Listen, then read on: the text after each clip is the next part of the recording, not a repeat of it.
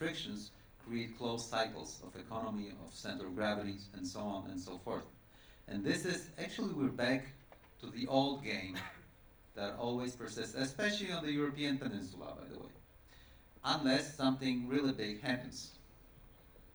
But I also would like to add that we shouldn't be afraid of competition between nations, because the primacy of United States for the last 3 decades brought us the internet and cyber revolution, digital revolution, and with all its fruits and all its drawbacks, but also what happened, for example, to the space program after the Cold War diminished. United States have no capabilities of bringing men to space. Yeah.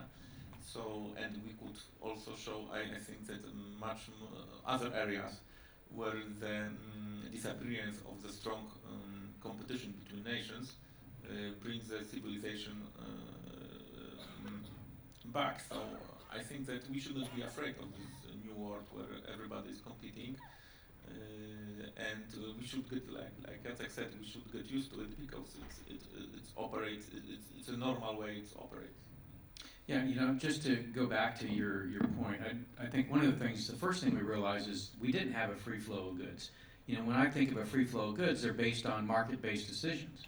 And what we realize in the Pentagon is a lot of decisions economically aren't being based on, not on market-based decisions, but actually on state-based decisions.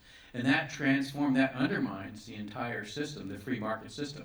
And so the idea that, we have this liberal democratic order was the thing that we had to contend with in crafting the national security strategy. In the summer of 2017, the EU, for the first time, declined to essentially sanction, to condemn China for human rights violations. And so you have to ask, why would a multilateral institution with a lot of NATO partners side with a totalitarian regime? And it's not on the basis of market-based flows, it's on the basis of state-based strategy, economic strategy. And so I think that's the piece that we have to realize, that we're no longer living in this world that was post-Cold War. We had transitioned into a new order that was entirely based on economic finance and information flows accruing to state actors that chose to use the open system as a means of accumulating power. Jayshree? I think as far as innovation goes, we have a democratization of innovation now. The way we structure cyberspace, it has created democratization of both constructive as well as destructive innovation. And if you look at other areas like genetic engineering, nanotechnology, biotechnology, quantum computing, all these areas, you don't see development happening only within some institutions or universities. Now every individual has a power, and even if you, for example, let's take an example of synthetic biology. If you know how to use CRISPR, these kind of technologies, then you can buy bits and pieces of genes from some gene labs, or you can take it from some animals, some humans, some plant, and if you are a brilliant computer scientist, you can write the rest of the code and create an entirely new pathogen. So these are the kind of developments happening. Nobody will be able to stop innovation. No country, no government has the power.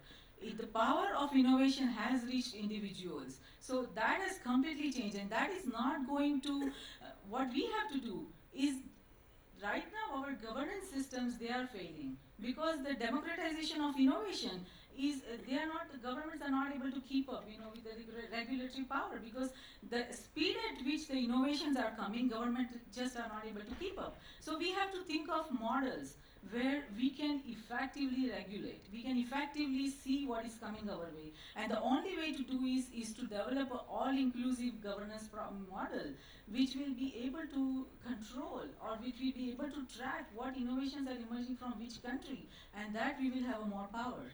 I want to pull on that thread a little bit, because it seems to me that one of the issues that's cropped up in recent months is that a lot of the tools that the United States and Europe are applying to this geopolitical challenge, they're not tools that they were tools that were constructed for a different age. The entity list, for example, that the United States is using to try to stop Huawei from from gaining access or restrict its access to US technology really comes from more of an arms control and law enforcement kind of thing. It's a blunt instrument. What needs to happen in order to strike the right balance between pushing back where there are legitimate strategic and public policy problems related to China's technology rise for the West, without sacrificing innovation, without sacrificing America's sort of unique, as I believe the US calls it, strategic innovation base? What new policies, maybe more on the positive side, what new types of investments are needed to really ensure that, let's put it this way, that the West can not only maintain but build upon the huge technology advantages that it has enjoyed during this previous phase of post-Cold War open global flows? I think one of the challenges that you bring up is this idea that you own the object of your innovation, and that's one of the challenges in today's system. Quite frankly, you don't, because we have such a porous cyber domain where everybody loses their innovations. That's really the challenge right now in the United States, is actually to own that and to continue to own it and not have it taken and then basically exported back into the United States, via some other entity. And so that's a challenge, number one. I would offer the MTCR, Missile Technology Control Regime, as something. I think tariffs are actually having some effect in the way that they're intended, but they are a blunt instrument. But MTCR is an instrument that really we tried to implement, but it's a Cold War instrument. It is meant to prevent proliferation of technology, quite frankly, that's widely proliferated. And so if your goal is to prevent violence through missiles, then Missile Technology Control Regime is completely incapable of handling a globalized world. You actually need to think about other strategies, maybe even like dominating the market space for missile technology. So I think we have to, you're right, we need to think differently, and there are a lot of blunt instruments. I will tell you though, in the US federal government, the challenge that we have today is, we're trying to build the car while we drive down the road. And so, yes, we are reaching into a lot of, the bags of tricks from years past, but quite frankly, there's going to be a lot of on-the-job training that goes along with this. Yeah, let me add one other argument to the complexity of this current situation. It is very difficult to halt everything, repair it, and launch again. It's every day, billions of interactions. It's very difficult. So once you created a system that it turns out does not benefit you, it's very difficult to destroy it or repair it. And this is what the United States is trying to do now. It's going to be very difficult. I think that the mindset needs to change, and the role of the state and the government will have to be sort of enhanced, and because it's a national. Even if I am a free market guy, it's a national strategy thing. Plus, the current trajectory of the structure of the world is destroying the West, and whether we like it or not, the West dominated the world system. It was at the heart of innovation, at the heart of the system, and it is right now evaporating very quickly. And on the flip side, we need to take a note that the previous third world countries and those people that were actually secluded from modernity, right now, thanks to the openness of the system, are reaping first fruit of the openness of the system, and they will not understand why you're closing it. It is a very nasty way, and it's a very difficult path. But at the same time, in order to sustain the system, you need to repair it. The answer, as I said, is not easy. It sounds like you're advocating for industrial policy, which is something that more Western free market societies have tended to shun over the past 40 years. Sure, and it's always been the case in Europe for sure. Kings had it, dukes had it, everybody had it, whatever you call it. This is how you can't plan long term without it. You need to have the state organized, disciplined, mechanism of crafting strategy and carrying it through later on with the proper financing on that. Yeah, I mean, there's this belief that Silicon Valley somehow sprang out of, on its own out of California. It was actually based on a lot of investment by the U.S. government during the Cold War. And so, yes, industrial policy is a component of overall economic policy. I think the problem with the West is we drank a little bit too much of our Kool-Aid and forgot that a lot of the things that we invested in during the Cold War actually sustained us for 30 years. And then we just stopped.